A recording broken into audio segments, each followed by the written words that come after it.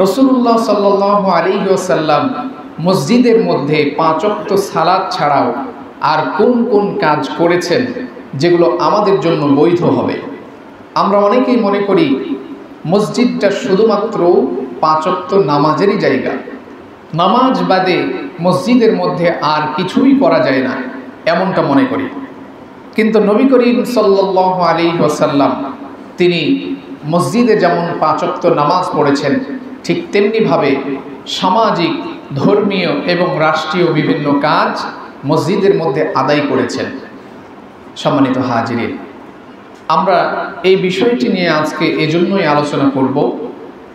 এই বিষয়টি বর্তমান সময়ে আমাদের জন্য জানা বোঝা অত্যন্ত গুরুত্বপূর্ণ হয়ে গেছে। আপনারা লক্ষ্য করেছেন যে গত 19 অক্টোবর রবিবার নোয়াখালীতে একটি ইসলামী ছাত্র সংগঠন মসজিদের মধ্যে কোরআন শিক্ষার আয়োজন করেছিল। তরুণ ছাত্র সমাজদেরকে নিয়ে কোরআন শিক্ষা কোর্স, কোরআন শিক্ষা ক্লাসের আয়োজন করেছিল। এই কোরআন শিক্ষা ক্লাসে বিরোধী আরেকটি রাজনৈতিক দল তারা ছাত্রদের প্রতি হামলা চালিয়েছে, মসজিদের বিভিন্ন জায়গা ভেঙেছে এবং ছাত্রদেরকে আহত করেছে। প্রায় 40 থেকে 50 জন ছাত্র ওখানে রক্তাক্ত অবস্থায় পড়ে রয়েছে, রক্তাক্ত হয়েছে। 40-50 জন ছাত্র এই মসজিদে কোরআন শিক্ষা করছিল, ক্লাসের মধ্যে ছিল, তাদেরকে এভাবে আহত করা হয়েছে, মারা হয়েছে। তো যারা মেরেছে তারাও মুসলিম, যারা কোরআন শিক্ষার ক্লাস করছিল তারাও মুসলিম। তাহলে চিন্তা করুন, মুসলিম হিসাবে আমাদের দায়িত্ব কোরআন শিক্ষা করা ফরজ না নফল? ফরজ। বিশ্বনবী হাদিসে বলছেন, তলাবুল ইলমি ফারিদাতুন আলা কুল্লি মুসলিম, প্রত্যেকটি মুসলমানের জন্য দ্বীনে ইলম অর্জন করা ফরজ। অতএব কোরআন হচ্ছে মুসলিমদের সর্বোচ্চ ধর্মগ্রন্থ, আর এই ধর্মগ্রন্থের শিক্ষায় তারা নিচ্ছিল, কিন্তু তারা এভাবে করে নির্মমভাবে ছাত্রদের প্রতি এভাবে আক্রমণ চালিয়ে তাদের ছাত্রদের রক্ত ঝরিয়েছে। আমরা এই ঘটনার তীব্র নিন্দা এবং প্রতিবাদ জানাই এবং এই ঘটনার সাথে যারা জড়িত সকলের আমরা সুষ্ঠু বিচার দাবি জানাচ্ছি। সম্মানিত হাজিরিন, এই ঘটনা যখন ঘটেছে তখন বাংলাদেশে এটা নিয়ে এই ঘটনার পক্ষে এবং বিপক্ষে ব্যাপক আলোচনা এবং সমালোচনার সৃষ্টি হয়েছে। এক পক্ষ মানুষ বলছে এই ঘটনাটি এটি ঘটেছে, দায়ী করছেন যারা কোরআন শিক্ষা ক্লাস করেছেন তাদেরকে। তারা বলছেন কেন কোরআন শিক্ষা ক্লাস মসজিদের মধ্যে নিতে হবে? মসজিদ তো শুধু নামাজেরই জায়গা, মসজিদে নামাজ পড়তে হবে আর চলে আসতে হবে, মসজিদে কেন এরকম কোরআন শিক্ষা প্রোগ্রাম হবে? এক পক্ষ মানুষ এটা বলছে। আর এক শ্রেণীর মানুষ বলছে যে না, আল্লাহর রসুল যেভাবে মসজিদে নামাজ পড়েছেন ঠিক তেমনিভাবে তিনি দ্বীনি শিক্ষাও মসজিদে দিয়েছেন, অতএব ধর্মীয় এবং সামাজিক বিধান মসজিদের মধ্যে শিক্ষা নিতে বা আয়োজন করতে কোনো দোষের কিছু নাই। এই পর্যায়ে এসে আমাদের এই বিষয়টি নিয়ে জানা প্রয়োজন। এজন্য আজকের জুমা থেকে আমরা যে বিষয়টি জানব, নবী করিম সাল্লাল্লাহু আলাইহি ওয়াসাল্লাম মসজিদের মধ্যে 5 ওয়াক্ত নামাজ ছাড়াও যেই কাজগুলো তিনি নিজেই করেছেন সে কাজগুলো কি কি আমরা জানব। এক নম্বরে নবী করিম সাল্লাল্লাহু আলাইহি ওয়াসাল্লাম 5 ওয়াক্ত নামাজ ছাড়াও মসজিদে ধর্মীয় শিক্ষা এবং পাঠদান তিনি নিজেই দিয়েছেন। হাদিসের মধ্যে এসেছে, আনাস রাদিয়াল্লাহু তাআলা আনহুর বর্ণনায় মুসলিম শরীফে তিনি বলছেন, রাসূলুল্লাহ সাল্লাল্লাহু আলাইহি ওয়াসাল্লাম বলেছেন, মসজিদে এই সমস্ত মসজিদ তৈরি করাই হয়েছে যে আল্লাহর স্মরণ ও আলোচনা, নামাজ ও কোরআন পাঠের জন্য। অর্থাৎ মসজিদ বানানোই হয়েছে এই কাজের জন্য। এখানে আল্লাহর স্মরণ মানে জিকির হবে, আলোচনা হবে। আলোচনা হবে কার? কোরআনের, হাদিসের, আল্লাহর, রসুলের, ইসলামের, এই সমস্ত আলোচনা হবে এবং নামাজ হবে, কোরআন পাঠ হবে। রাসূলুল্লাহ বলছেন মসজিদ বানানোই হয়েছে এজন্য। তাহলে এই হাদিস থেকে আমরা বুঝলাম মসজিদের মধ্যে ধর্মীয় শিক্ষার আয়োজন করা এটা দোষের কিছু নয়, এটা বৈধ, এটা আমাদের করতে হবে বেশি বেশি। আরেকটি হাদিসে এসেছে হযরত আবু হুরায়রা রাদিয়াল্লাহু তাআলা আনহুর বর্ণনায়, তিনি বলছেন নবী করিম সাল্লাল্লাহু আলাইহি ওয়াসাল্লাম বলেছেন যে যারা মসজিদে দ্বীনের ইলম শিক্ষার জন্য যায় এবং যারা শিক্ষা দিতে যায় তাদের মর্যাদা হচ্ছে তাদের মতো যারা আল্লাহর রাস্তায় জিহাদের জন্য বের হয়। সুবহানাল্লাহ। তাহলে মসজিদে ধর্মীয় জ্ঞান শিক্ষা দেওয়া এবং শিক্ষা নেওয়া এদের মর্যাদা হচ্ছে আল্লাহর রাস্তায় যারা জিহাদে বের হয়েছে তাদের মতো। তাহলে মসজিদে কোরআন ক্লাসের আয়োজন করা, ধর্মীয় পাঠদান, ধর্মীয় শিক্ষার আয়োজন করা, এটি শুধু বৈধই নয়, এটি মসজিদের আবাদের একটি অংশ।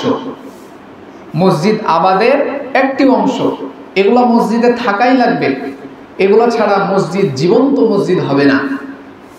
নবী করিম সাল্লাল্লাহু আলাইহি ওয়াসাল্লামের মসজিদ ছিল এইরকম, 24 ঘন্টা মসজিদের মধ্যে থেকে দ্বীনের ইলম শিক্ষা নিত, 24 ঘন্টা সাহাবীরা মসজিদের মধ্যে অবস্থান করতেন, মসজিদ ছিল জীবন্ত। নবী করিম সাল্লাল্লাহু আলাইহি সাল্লামের মসজিদে কখনোই তালা দেওয়ার প্রয়োজন হতো না, তার কারণ মসজিদের মধ্যে আহলুস সুফফা সাহাবী, 70 জন সাহাবী আহলুস সুফফা যাদেরকে বলা হয়, এই আহলুস সুফফা সাহাবীদের ঘর বাড়ি, থাকার জায়গা, খাওয়ার জায়গা সবই ছিল মসজিদে। অতএব 24 ঘন্টায় তারা সেখানে অবস্থান করতেন, মসজিদে তালা লাগানোর কোনো প্রয়োজন ছিল না। কিন্তু আজকে আমাদের মসজিদগুলো হয়েছে নিষ্প্রাণ, আমাদের মসজিদে নামাজ শেষ সঙ্গে সঙ্গেই তালাবদ্ধ, মসজিদে আর কেউ থাকবে না, আর কোরআন তেলাওয়াত করবে না, আর জিকির করবে না, এইরকম একটা পরিস্থিতি। কিন্তু মসজিদে নামাজ পড়ার পরে নামাজের সাথে সাথে এই ধর্মীয় জ্ঞান চর্চা মানুষকে শেখানো, শেখার আয়োজন করা, এটি বৈধই নয়, বরং এটি মসজিদে থাকাই লাগবে। মসজিদে এগুলো না থাকলে মসজিদ নিষ্প্রাণ হয়ে যাবে। সম্মানিত হাজিরিন, তাহলে 1 নম্বরে আমরা জানলাম যে 5 ওয়াক্ত নামাজ ছাড়াও মসজিদে ধর্মীয় জ্ঞান চর্চা এটা থাকতে হবে, এটা করা যাবে এবং নবী করিম সাল্লাল্লাহু আলাইহি সাল্লাম এটা করেছেন। 2 নম্বর হচ্ছে মসজিদের মধ্যে বিচার ফায়সালা করা। হাদিসের মধ্যে এসেছে হযরত আয়েশা রাদিয়াল্লাহু তাআলা আনহার বর্ণনায়, সহিহ বুখারীর হাদিস, তিনি বলছেন নবী করিম সাল্লাল্লাহু আলাইহি ওয়াসাল্লামের ওপর যখন আয়াত নাজিল হলো, সুদ সংক্রান্ত আয়াত, সুদ হারামের আয়াত, নবী করিম সাল্লাল্লাহু আলাইহি ওয়াসাল্লাম তখন মসজিদের মধ্যে গিয়ে তিনি এই আয়াতগুলো সাহাবীদেরকে শোনালেন এবং মদের ব্যবসা, রাসূলুল্লাহ এগুলোকে হারাম ঘোষণা করে দিলেন। তাহলে এই হাদিস থেকে যেটি জানা যায়, রাসূলুল্লাহ সাল্লাল্লাহু আলাইহি ওয়াসাল্লাম মসজিদ থেকে ধর্মীয় আইন পাশ করেছেন, ধর্মীয় আইন জারি করেছেন, মানুষদেরকে সচেতন করেছেন। এই হাদিস থেকে এটি জানা যায়। আরেকটি হাদিসে এসেছে কাব ইবনে মালিক রাদিয়াল্লাহু তাআলা আনহুর বর্ণনায়, আবু দাউদ শরীফের হাদিস, তিনি বলছেন নবী করিম সাল্লাল্লাহু আলাইহি ওয়াসাল্লাম মসজিদে যখন অবস্থান করছেন, বসে আছেন, এমন সময় 2 জন ব্যক্তি যারা তাদের নিজেদের মধ্যে বিভিন্ন দেনা পাওনা এটা নিয়ে তর্ক বিতর্ক ঝামেলা সৃষ্টি করেছে। এখন এই ঝামেলার নিরসন করবে কে? তারা 2 জন বিশ্বনবীর কাছে চলে গেলেন। বিশ্বনবী তখন অবস্থান করছিলেন মসজিদের মধ্যে, তারাও মসজিদের মধ্যে আসলেন। বিশ্বনবী তাদের এই 2 জনের ঝামেলার কথা শ্রবণ করলেন এবং 2 জনের ঝামেলা নিরসন করলেন, মীমাংসা করে দিলেন। তাহলে এই হাদিসে কি আমাদেরকে মেসেজ দিল যে বিশ্বনবী মসজিদে বসে মানুষের সামাজিক বিচার ফায়সালা করেছেন। এজন্য সামাজিক বিচার ফায়সালাও মসজিদের মধ্যে করা বৈধ। নবী করিম সাল্লাল্লাহু আলাইহি সাল্লাম এটা করেছেন, কিন্তু বিচারের যে রায় হবে এবং শাস্তি হবে এটা হবে বাইরে। কিন্তু বিচার ফায়সালা এটি রাসূলুল্লাহ মসজিদে বসে করেছেন। একজনের ঝামেলা হয়েছে, রাসূলের কাছে এসে মসজিদে মীমাংসা করে নিয়েছেন, বিচার হয়ে গেছে। ফয়সালা হয়ে গেছে, রায় দেওয়া হয়েছে, শাস্তি হয়েছে বাইরে। এখন আমাদের বেলায় চিন্তা করেন, আমরা যদি এইগুলো না জানি তাহলে এখন কথার কথা সামাজিক কোনো একটি বিচার, সমাজে মনে করেন একটি ব্যভিচার হয়ে গেছে, এখন এই ব্যভিচারের তো বিচার লাগবে, লাগবে না লাগবে না? এখন ইমাম সাহেব বলল আসেন মসজিদে আসেন, আমি বিচার করে দিই, মীমাংসা করে দিই। এখন এলাকার মানুষ বলবে কি, হুজুর একটা ব্যভিচারের বিচার মসজিদে বসে করছে, নাউজুবিল্লাহ।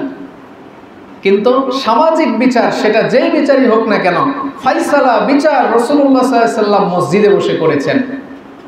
মসজিদটা মুসলিমদের জন্য একটি সংসদ ভবন ছিল, মসজিদ থেকে আইন পাস হয়েছে, মসজিদ থেকে বিচার ফয়সালা করা হয়েছে। মসজিদ শুধু 5 ওয়াক্ত নামাজের জন্যই নয়। প্রিয় হাজিরিন, তাহলে 2 নম্বরে আমরা জানলাম মসজিদের মধ্যে সামাজিক বিচার ফয়সালা করা যাবে না যাবে না? যাবে, রাসূলুল্লাহ করেছেন। 3 নম্বর হচ্ছে মসজিদের মধ্যে বৈধ কথাবার্তা বলা যাবে, অবৈধ নয়, বৈধ কথাবার্তা, যেটি রাসূলুল্লাহ সাল্লাল্লাহু আলাইহি সাল্লাম কথা বলার ক্ষেত্রে যেটি নিষেধ করেছেন, গীবত করা, মিথ্যা কথা বলা, চগলখড়ি করা, একজন আরেকজনের দোষ ত্রুটি অন্বেষণ করা, এ ধরনের কথাবার্তা বাদ দিয়ে বৈধ যেটি প্রয়োজনীয় কথা সেটি বললে দোষের কিছু নাই। এ সম্পর্কে দলিল কি? এ সম্পর্কে দলিল আসছে আবু দাউদ শরীফের হাদিস, জাবের বিন সামুরা রাদিয়াল্লাহু তাআলা আনহুর বর্ণনায়। তিনি বলছেন, নবী করিম সাল্লাল্লাহু আলাইহি ওয়াসাল্লাম ফজরের নামাজ আদায় করে মসজিদে নিজের মুসল্লায় জায়নামাজেই বসে থাকতেন ততক্ষণ যতক্ষণ না সূর্য উদয় হতো। যখন সূর্য উদয় হতো তখন রাসূলুল্লাহ উঠে দাঁড়াতেন, আর যখন উঠে দাঁড়াতেন এই অবসরে সাহাবীরা একে অপরের মাঝে বিভিন্ন কথাবার্তা বলতেন, প্রয়োজনীয় কথাবার্তা বলতেন, এবং তারা কথা বলতে বলতে এক পর্যায়ে জাহিলিয়াত যুগের কথাবার্তাও বলা শুরু করতেন, এবং তারা এই কথাগুলো বলে একে অপরে হাসতেন, এবং রাসূলুল্লাহ এই কথাগুলো শুনে তিনিও মুচকি হাসতেন। সুবহানাল্লাহ। তাহলে এই হাদিস আমাদের কি শিক্ষা দিল? যে সাহাবীরা আমল শেষে, নামাজ শেষে, জিকির শেষে মসজিদে একে অপরে প্রয়োজনীয় কথা বলেছেন, এবং রাসূলুল্লাহ তা শুনে মুচকি হেসেছেন, বিরত করেননি, বারণ করেননি। তো এই হাদিস আমাদের যে শিক্ষাটা দেয় যে কেউ যদি প্রয়োজনীয় কথা মসজিদে বসে বলতে চায় এটা দোষের কিছু নয়, তবে কেউ যদি কারো গীবত করে এটা হবে দোষ, কেউ যদি কারো নামে বদনাম করে এটা হবে দোষ, কেউ যদি মসজিদে বসে গালিগালাজ করে এটা হবে দোষ, কেউ যদি মসজিদের মধ্যে উচ্চ আওয়াজে জোরে কথা বলে তাহলে এটা হবে দোষণীয়। জোরে কথা বলা যাবে না, কথা বলার প্রয়োজন হয়েছে একজন আরেকজনের কানে কানে কথা বলেন, আস্তে আস্তে কথা বলেন, যাতে মসজিদের পবিত্রতা বজায় থাকে। তবে লক্ষ্য রাখতে হবে যে যখন আপনি কথা বলছেন তখন আশপাশে কেউ নামাজ পড়ছে কিনা। কেউ যদি নামাজ পড়ে তাহলে আপনাকে কথা বলা বন্ধ করে দিতে হবে, কথা বলা যাবে না। সবার নামাজ শেষ, একসাথে বসে আছেন, এখন 2-4টা কথা বলেন, প্রয়োজনীয় কথা, এটা দোষের কিছু না। এজন্য লক্ষ্য রাখতে হবে যে নামাজ যখন হবে তখন কোনো কথা নাই, তখন কোরআন তেলাওয়াত, কথাবার্তা সমস্ত কিছু স্টপ রাখতে হবে। কিন্তু নামাজ শেষ, কেউ নামাজ পড়ছে না, এখন কথা বলার প্রয়োজন, প্রয়োজনীয় কথা রাসূলুল্লাহ সাহাবীরা বলেছেন, রাসূলুল্লাহ সমর্থন দিয়েছেন। এজন্য আমাদের খেয়াল রেখে প্রয়োজনীয় কথাবার্তা বলা বৈধ, এটা অবৈধ হবে না। 3 নম্বর আমরা জানলাম। এবারে 4 নম্বরে রাসূলুল্লাহ সাল্লাল্লাহু আলাইহি ওয়াসাল্লাম মসজিদের মধ্যে যে কাজটি করেছেন সেটি হচ্ছে মসজিদে অবস্থান করা। এটিও হাদিস দ্বারা সাব্যস্ত। অর্থাৎ আমরা 5 ওয়াক্ত নামাজ যেভাবে পড়ব ঠিক তেমনিভাবে নামাজ পড়ার পাশাপাশি আমরা মসজিদে অবস্থানও করতে পারব। এ মর্মে হাদিস আসছে আয়েশা রাদিয়াল্লাহু তাআলা আনহার বর্ণনায়, খন্দকের যুদ্ধে যখন একজন সাহাবী তীরবিদ্ধ হলো, আহত হলো, তখন নবী করিম সাল্লাল্লাহু আলাইহি ওয়াসাল্লাম তার জন্য মসজিদে একটি আলাদা করে তাঁবু খাটালেন, এবং সে এই রাসূলুল্লাহ তাকে তাঁবুর মধ্যে রাখলেন যাতে করে তাকে কাছ থেকে দেখা যায়। তাহলে এই হাদিস আমাদের কি শিক্ষা দিচ্ছে? যে প্রয়োজনে মানুষ বিপদে পড়ে মসজিদে অবস্থান নিতে পারে।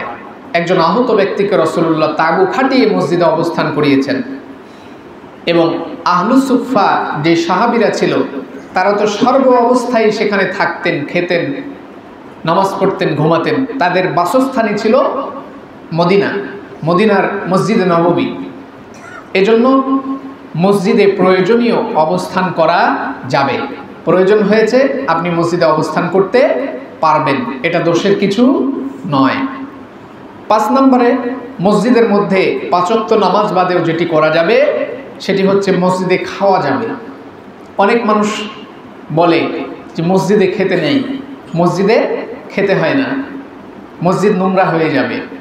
কিন্তু মসজিদে খাওয়ার ব্যাপারে হাদিস এসেছে, এ মর্মে হাদিস এসেছে হারেস, আব্দুল্লাহ বিন হারেস ইবনে মাজা শরীফের হাদিস। তিনি বলছেন, বিশ্বনবীর জামানায় আমরা মসজিদে বসে রুটি এবং গোস্ত খেতাম। মসজিদে বসে রুটি এবং গোস্ত খেয়েছি। তাহলে এই হাদিস থেকে যে শিক্ষাটা আমরা পাচ্ছি যে মসজিদে বসে প্রয়োজন বোধে কেউ খেতে চাইলে খেতে পারবে, খাওয়া যাবে, এটাও কোনো দোষের কোনো বিষয় নয়। আর যখন মসজিদে রমজান মাস আসে তখন তো মসজিদে ইফতারের আয়োজন হতো, তখন তো ইফতারের আয়োজন রাসূলুল্লাহ করেছেন, রাসূলুল্লাহ ইফতার করেছেন, সাহাবীরা ইফতার করেছেন। অতএব প্রয়োজন বোধে মসজিদে খেতেও কোনো দোষ নাই, খাওয়া যাবে, এটিও বৈধ একটি কাজ। এরপরে 6 নম্বরে 5 ওয়াক্ত নামাজ বাদে মসজিদে যেটি করা বৈধ, যেটি করা যাবে সেটি হচ্ছে মসজিদে প্রয়োজন বোধে ঘুমানো যাবে। এ মর্মে হাদিস এসেছে ইবনে উমর রাদিয়াল্লাহু তাআলা আনহুর বর্ণনায় সহিহ বুখারী শরীফে। তিনি বলছেন যে আমরা রাসূলুল্লাহর জামানায় মসজিদে আমি ঘুমিয়েছি, অথচ আমি তখন যুবক ছিলাম। তাহলে এই হাদিস থেকে যেটি আমরা পেলাম যে মসজিদে প্রয়োজন বোধে ঘুমানো যাবে। আরেকটি হাদিস এসেছে আবদাদ ইবনে তামিম রাদিয়াল্লাহু তাআলা আনহু তার দাদা থেকে বর্ণনা করেছেন। তিনি বলছেন রাসূলুল্লাহ সাল্লাল্লাহু আলাইহি ওয়াসাল্লামকে আমি মসজিদের মধ্যে চিত হয়ে এক পায়ের উপর আরেক পা রেখে ঘুমানো অবস্থায় দেখেছি। তাহলে এই হাদিস কি শিক্ষা দিল আমাদের যে রাসূলুল্লাহ মসজিদে ঘুমিয়েছেন, সাহাবী আব্দুল্লাহ ইবনে উমর তিনি ঘুমিয়েছেন। অতএব কারো যদি প্রয়োজন হয় ঘুমানোর, মসজিদে ঘুমানো যাবে কি না? যাবে, এতেও কোনো দোষের কিছু নাই। তাহলে আমরা এই হাদিস থেকে এই কয়েকটি পয়েন্ট থেকে জানলাম যে মসজিদে অবস্থান করা, প্রয়োজনে মসজিদে খাওয়া এবং প্রয়োজনে মসজিদে ঘুমানো, এই তিনটাই কি বৈধ, রাসূলুল্লাহ করেছেন, সাহাবীরা করেছেন। তাই বলে এখন আমরা এই হাদিস জানলাম, শুনলাম, হুজুর বলেছে মসজিদে অবস্থান করা, মসজিদে ঘুমানো, মসজিদে খাওয়ানো, তাই বলে বাসায় ঘুমানো বাদ দিয়ে, বাসায় খাওয়া বাদ দিয়ে সবাই আমরা এসে মসজিদে ঘুমাবো, মসজিদে খাবো, বিষয়টি কি এরকম? বিষয়টা এরকম না। আপনি বাসার খাবার বাসায় খাবেন, বাসার ঘুম বাসায় ঘুমাবেন, কিন্তু মসজিদে এসে যদি প্রয়োজন বোধ হয় খেতে পারেন। কেউ তৌফা দিল, এখন মসজিদে কি খাওয়া যাবে না? সেটা বাইরে বের হয়ে খেতে হবে? আপনি খেতে পারেন। আপনি নামাজ পড়ে আপনার ক্লান্ত লাগলো, কিছুক্ষণ ঘুমাতে পারেন, সমস্যা নেই। বসে থাকতে পারেন, সমস্যা নেই। তাহলে প্রয়োজন বোধে মানুষ মসজিদে এসে বসতে পারবে, খেতে পারবে, ঘুমাতেও পারবে। প্রিয় হাজরিন, 6 নম্বর আমরা জানলাম। 7 নম্বরে মসজিদে আরও একটি কাজ করা বৈধ 5 ওয়াক্ত নামাজ বাদেও, সেটি হচ্ছে মসজিদের মধ্যে বিবাহ দেওয়া। এটা তো আমাদের সমাজ থেকে উঠেই গেছে। মসজিদে বিয়ে করা এটা হচ্ছে আল্লাহ রসুলের সুন্নাহ। মানুষ অনেকে জানেই না যে মসজিদে আবার বিয়ে করে।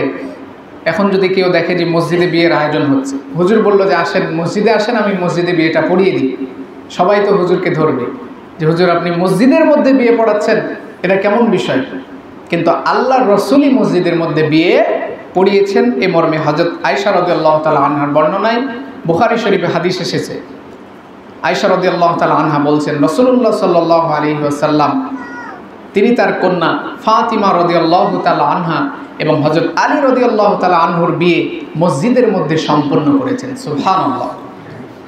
মসজিদে বিয়ে করা এটা সুন্নাহ, বিয়ের একটি সুন্নাহ।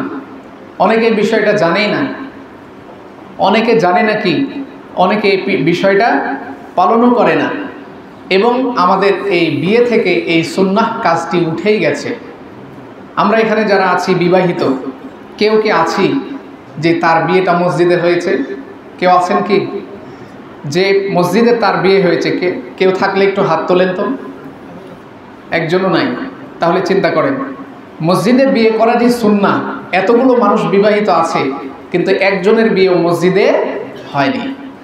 মসজিদে বিয়ে করবেন, যারা অবিবাহিত আছেন বিয়ে করবেন, তারা নিয়ত করুন মসজিদে বিয়ে করবেন।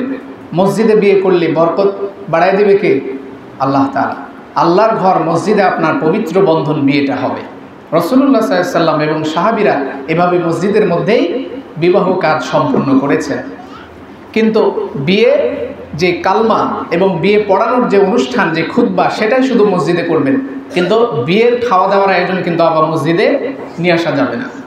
এতটুকু কাজ আমরা মসজিদের মধ্যে আদায় করব। এরপরে 8 নাম্বার হচ্ছে মসজিদের মধ্যে সাংস্কৃতিক আয়োজন, যেটি হারাম সংস্কৃতি নয়, এই রকম সাংস্কৃতিক আয়োজন করা যাবে। এ মর্মে হাদিস এসেছে হযরত আয়েশা রাদিয়াল্লাহু তাআলা আনহার বর্ণনায় সহিহ বুখারী শরীফে। তিনি বলছেন, নবী করিম সাল্লাল্লাহু আলাইহি ওয়াসাল্লাম মসজিদের মধ্যে রসুলের মেম্বারের পাশে আরেকটা মেম্বার স্থাপন করেছিলেন হাসান বিন সাবিত।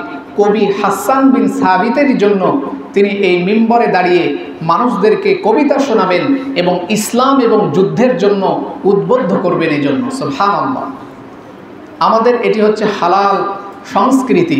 কবিতা আবৃত্তি করা, ইসলামী সঙ্গীত পড়া, এগুলো তো আমাদের মাঝে নাই।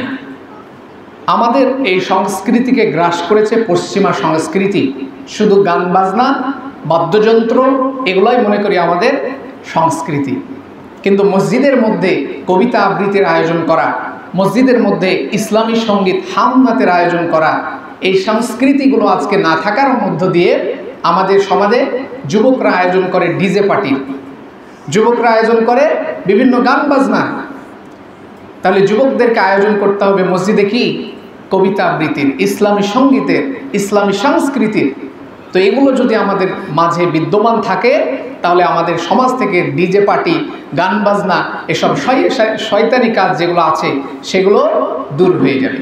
সম্মানিত হাজিরিন, তাহলে আজকের আলোচনা থেকে আমরা যেটি জানলাম 7টি পয়েন্ট, 8টি পয়েন্ট, যে মসজিদের মধ্যে এ সমস্ত কাজগুলো করা বৈধ।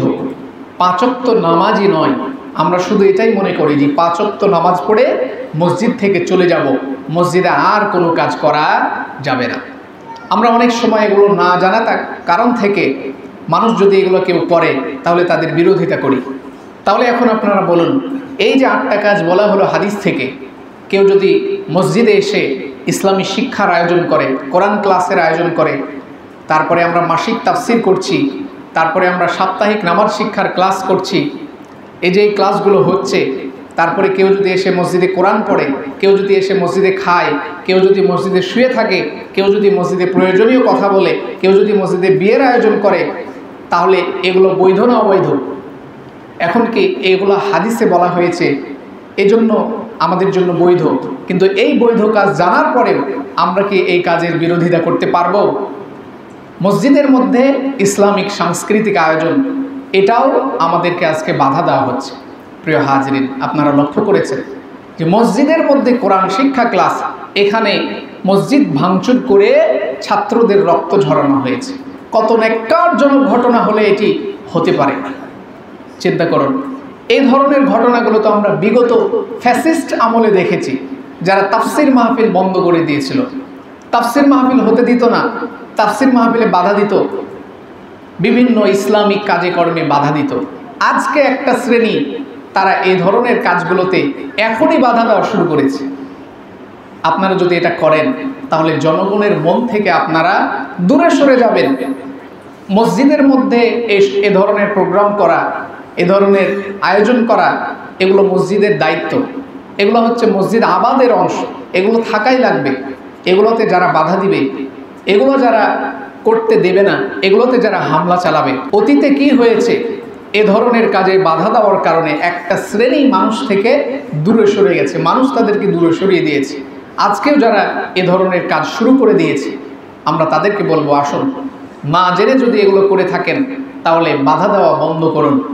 ইসলাম, কোরআন, সুন্নাহ, মসজিদের সঙ্গে থাকুন, আল্লাহ তাআলা আপনাদের সম্মান মর্যাদা বৃদ্ধি করে দিবেন।